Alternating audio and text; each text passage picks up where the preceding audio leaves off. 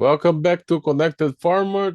Today is a biggie. We are going to focus on our Central Illinois crop tour. We are talking about the 2026 Central Illinois crop tour. We have significant updates about the size of the crop that will impact the national crop in the US. And we will also mention our short tour through Indiana, a short road trip through Indiana. And today we are also starting a new feature on the channel where you can pledge your support by the link we are providing on the description. And also, if you are new here, please subscribe to the channel. Jerry, we have had a very interesting crop tour through Illinois.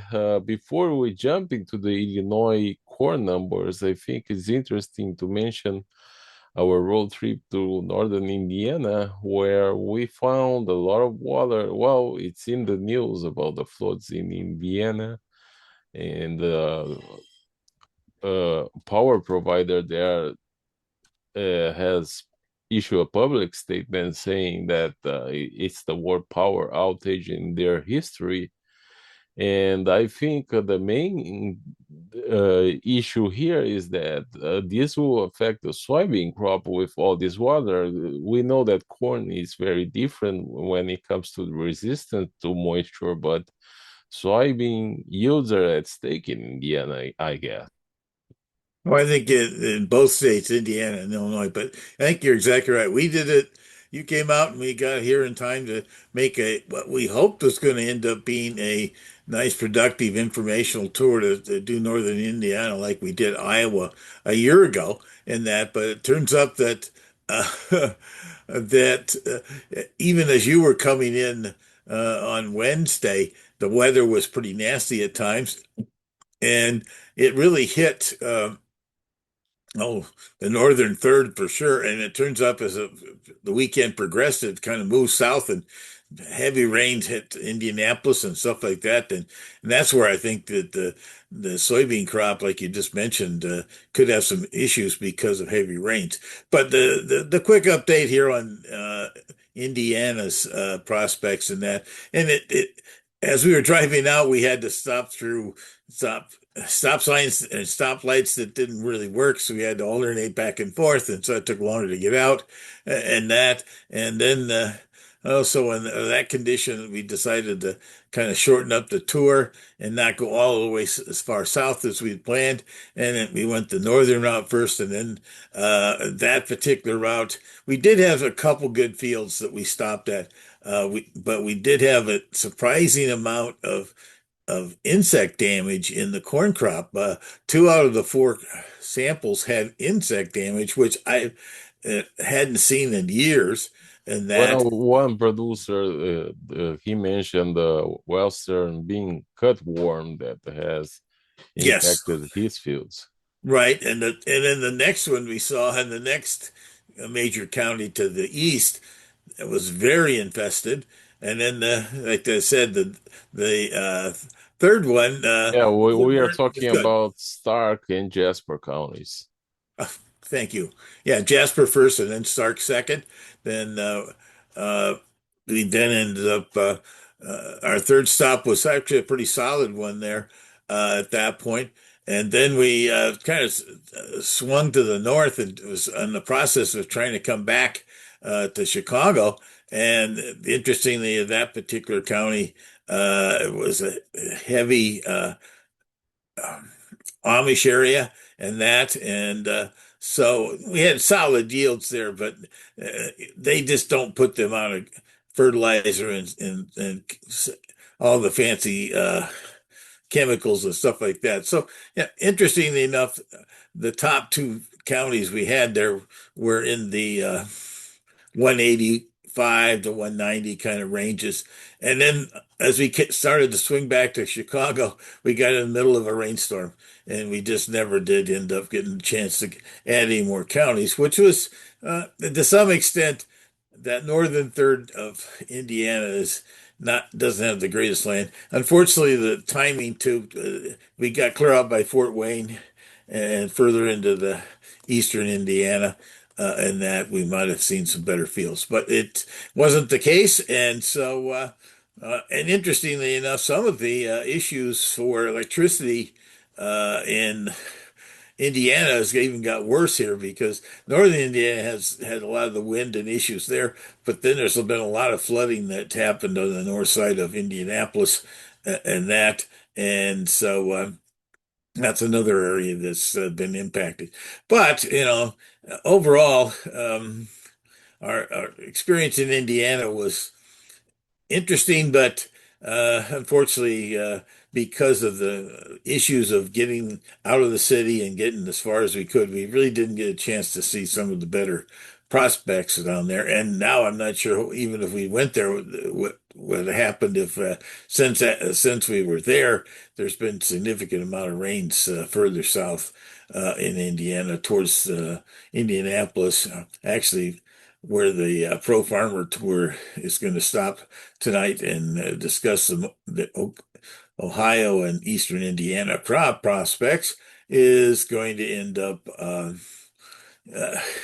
was one of the flooded areas they were noted on the TV screens and that reporting out of Indiana about flooding. So it'll be an interesting as the the pro farmers updates. We are hopefully maybe give them a preview of what they're going to see though as we see in Illinois.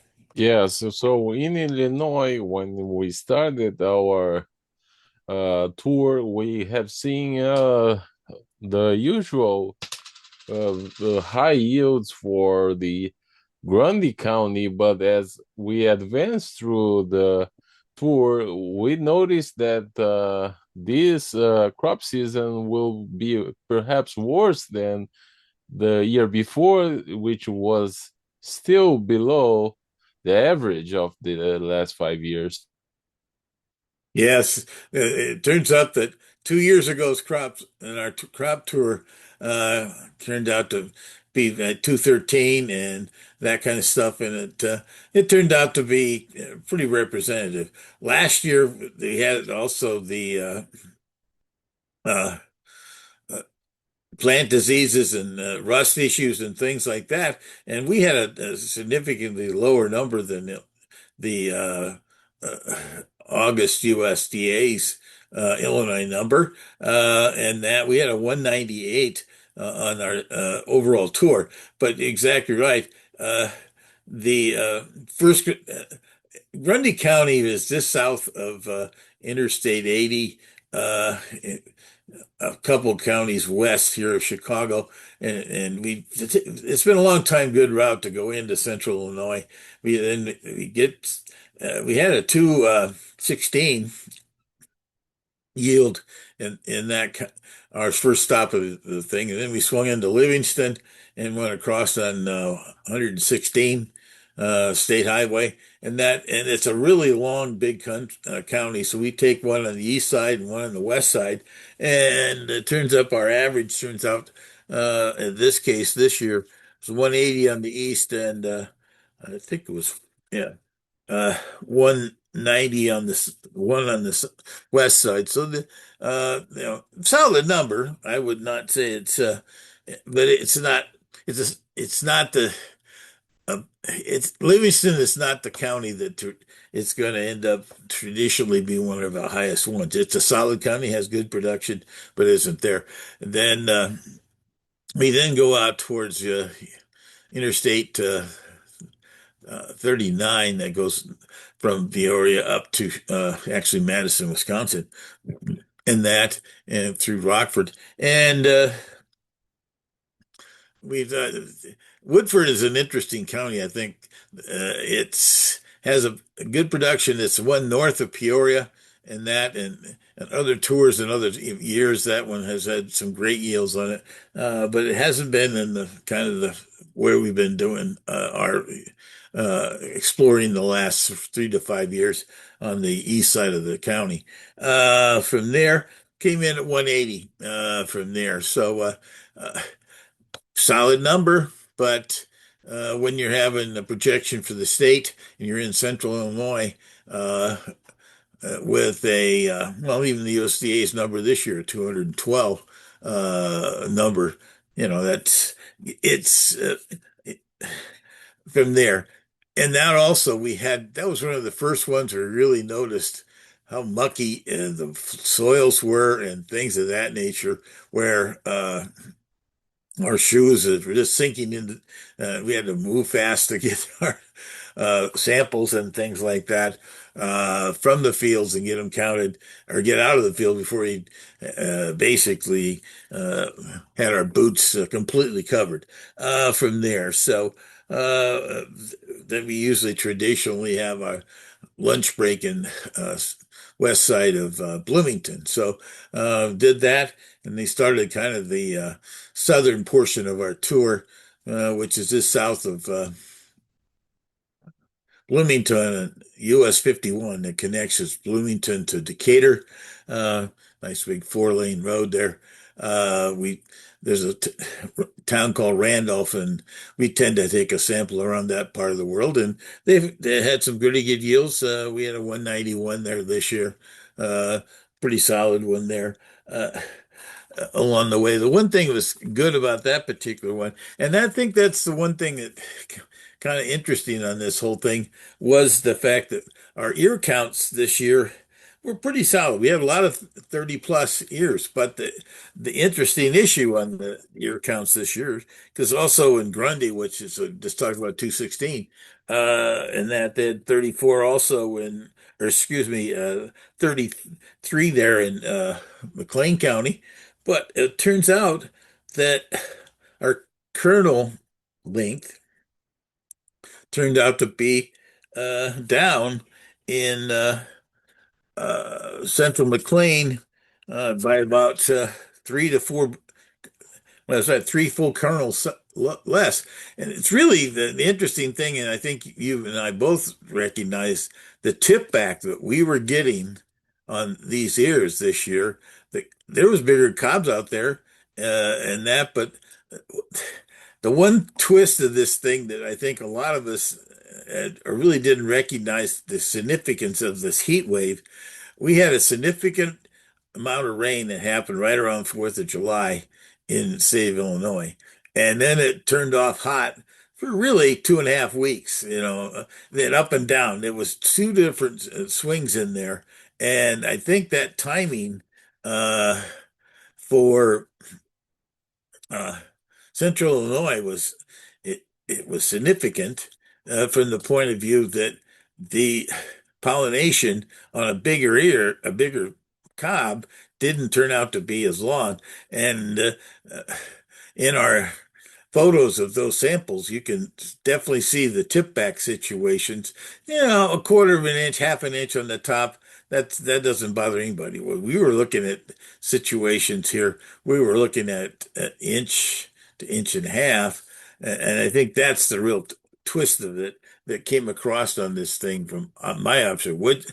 Uh, what'd you think of that situation? I think we both kind of felt that that was unusual to see that tip back scenario on a general point of view at this point from there. From that.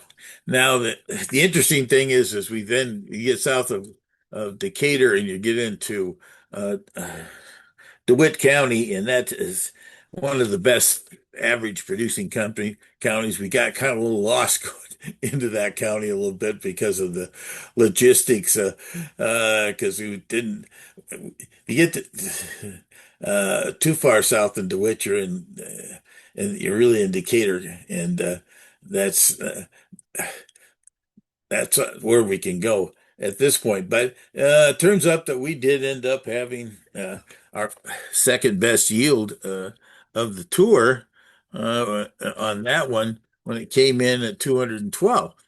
Great, those are solid deals. But in the past, that county has been in the 230s. It's also led us in the 240s and things like that. Just another nick off of these things. And in the DeWitt County scenario, we had plenty of ears, 34, but our kernel length was only 31, while the one back in earlier in the Tour Grundy, it was at 34. So There you go. Something's good, something's not so good on stuff like this, and that's the thing that makes it interesting. But then that's kind of the furthest south we go on the tour, and then we start moving back, and you take a diagonal road, US 54, that goes from through the southeast corner of McClean to get a second sample there, and then goes up through Ford and Iroquois, and then come back into Chicago. This has been our standard route for 10 years from there. And that southeastern McClean uh, turned out to be a uh, respectable yield. Sometimes that area down in there is can be dinged by some heat, but it was dinged. But there was such a good prospects that early it still hung in there at 180 bushels on our yield. From there, the rose on the ear, though, was the one that was the kicker there. Most of the time, you're talking about the good yielding counties and also good yielding tests are in the 16s. Average is 16 and a half. It turns up that that one in Southeast McLean came in at 14 and a half kernels, or excuse me, rows per ear, and that's what kind of held it back.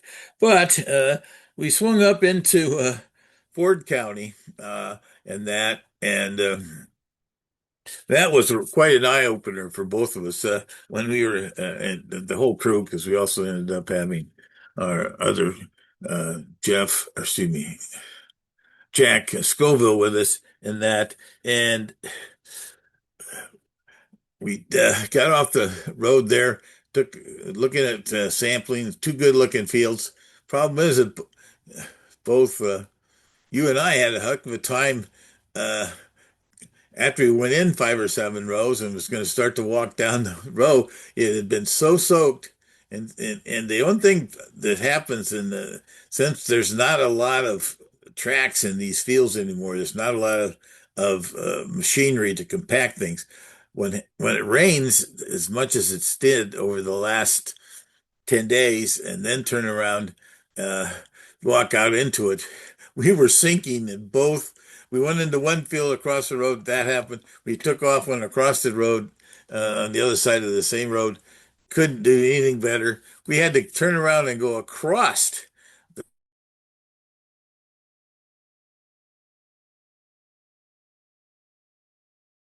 railroad track was there long before the road, and it turns out that that we finally got a very good sample. We got a 199 bushel average yield for it, but it took us 3 different fields before we could actually get a sample in Ford County. So that was an eye opener from that standpoint. But in reality of it is that as we were going up that same road up towards Iroquois County, uh, we ended up having a our last sample in that county was 185. And the interesting thing is both Ford and Iroquois are very interesting. They have had some great yields in the past for us, and they've also had so-so yields. And we had one good yield, and we kind of so-so yield in Iroquois from there. And so overall, put it all together,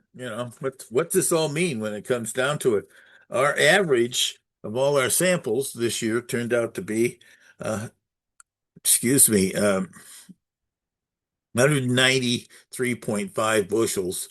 And that's this down about 5 bushels from last year, and that. Uh, and the comparison is 2 years ago, we had a 213 bushel one. So that's what suggests to me that the this year's September and yields and things of that nature could still have further pressure on the Illinois average number. From there, uh, partly from the rains, things of that nature, uh, it's washing out for, excuse me, fertilization, things of that nature. And so, uh, in general here, uh, the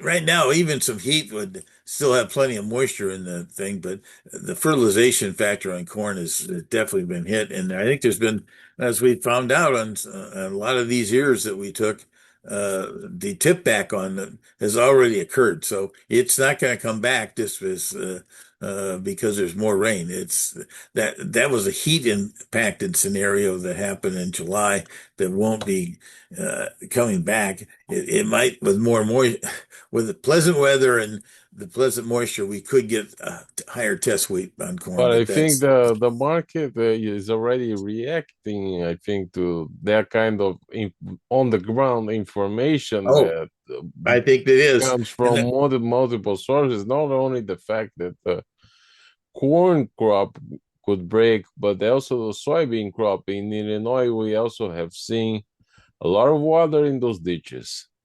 exactly. That's the other thing that our ground truth in driving around central Illinois on Saturday of this was quite eye-opening in the fact uh, that there had been rain earlier in the week, and I don't know if there's standing water before we got there on Saturday, but it was significant. I'd say driving from Interstate 80 in that loop of going down and around Bloomington and coming back, uh, I'd have to say that probably this is my guess. It's over 40%. I don't think it's 50%, but it's damn close standing water in the ditch, and that's not a very good sign for soybeans.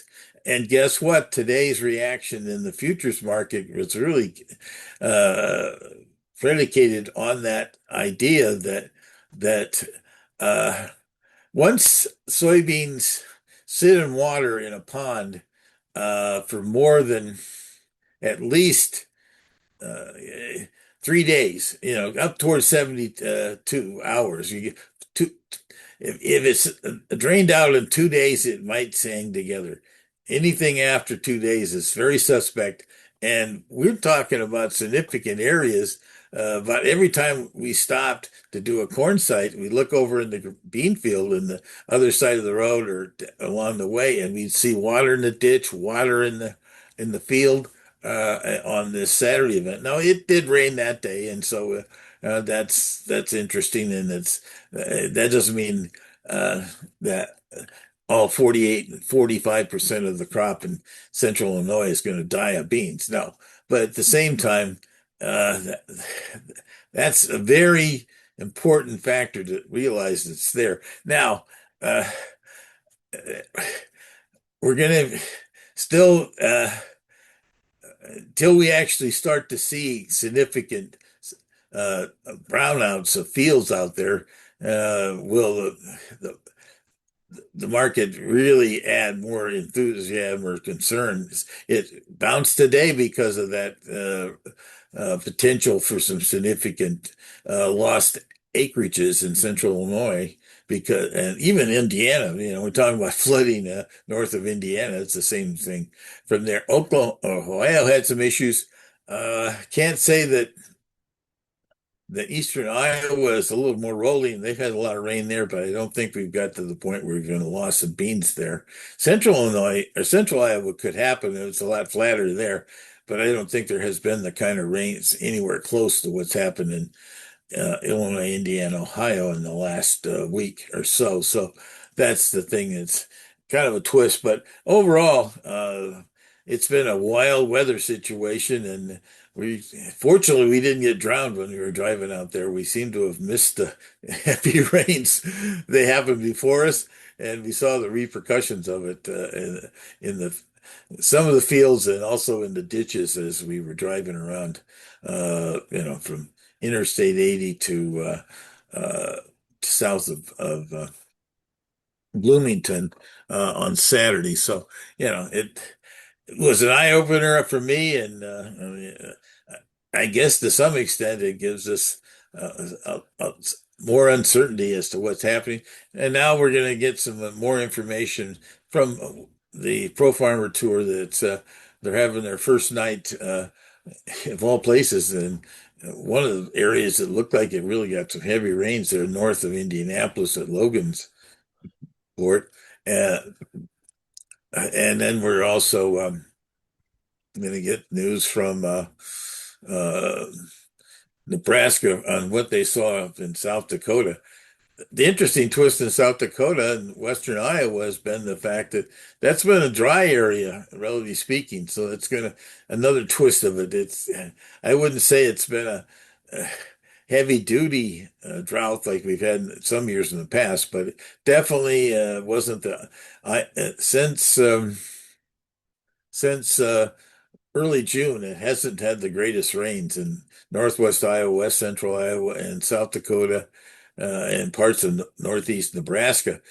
Lots of Nebraska has irrigated corn, so you don't want to anticipate the disaster in Nebraska, even if it's been dry in a few spots out there.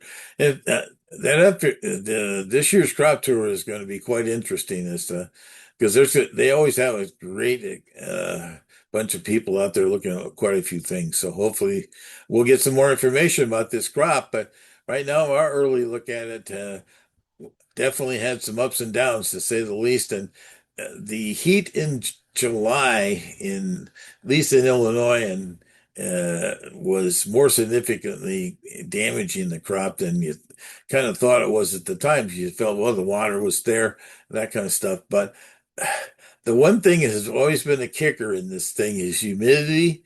And when the humidity stays above 70% for 4 or 5 days in a row, and that it really starts to mess up the pollination and things like that. And it looks like it was again this year. All right, sir. Thank you very much. Yes, well, another successful Midwest tour that we've saw something that to give us a little understanding of what might be coming ahead.